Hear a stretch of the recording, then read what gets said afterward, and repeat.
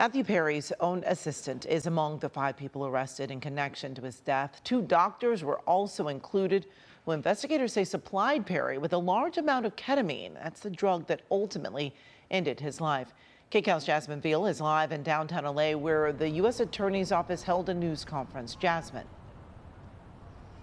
That they did, Amy, just a short time ago, and we were packed in there listening to these shocking and just tragic details. As you said, in total, 5 defendants, including 2 doctors, have been charged in connection with the death of actor Matthew Perry, who suffered that fatal ketamine overdose last October, found in his hot tub by an assistant. Now, one of those doctors and an alleged San Fernando Valley drug dealer called the Ketamine Queen by authorities. They were arrested just today, and they will be arraigned nearby at the federal courthouse in just a few hours.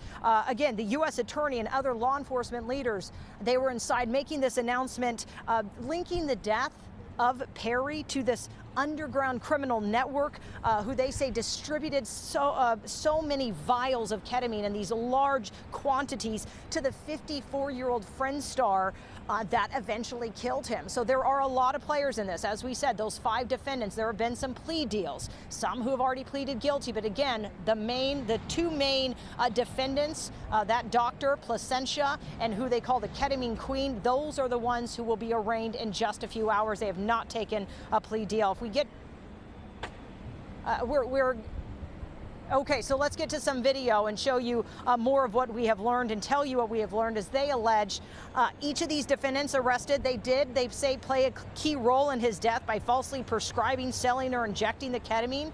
They say Perry was seeking treatment for depression and anxiety and eventually became connected with these doctors. And as his addiction grew, they say Perry found faster and cheaper ways to buy it, turning to those street dealers. So again, the defendants here, bear with me with these names.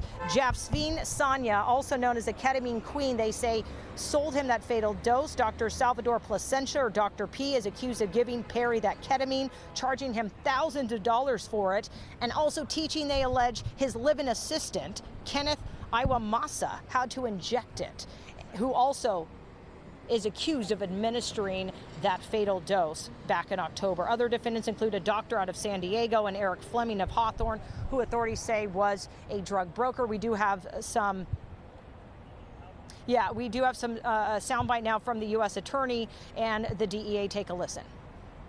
These defendants took advantage of Mr. Perry's addiction issues to enrich themselves. They knew what they were doing was wrong. They knew what they were doing was risking great danger to Mr. Perry, but they did it anyways. In the end, these defendants were more interested in profiting off Mr. Perry than caring for his well-being. Matthew Perry's death is not just a tragic overdose.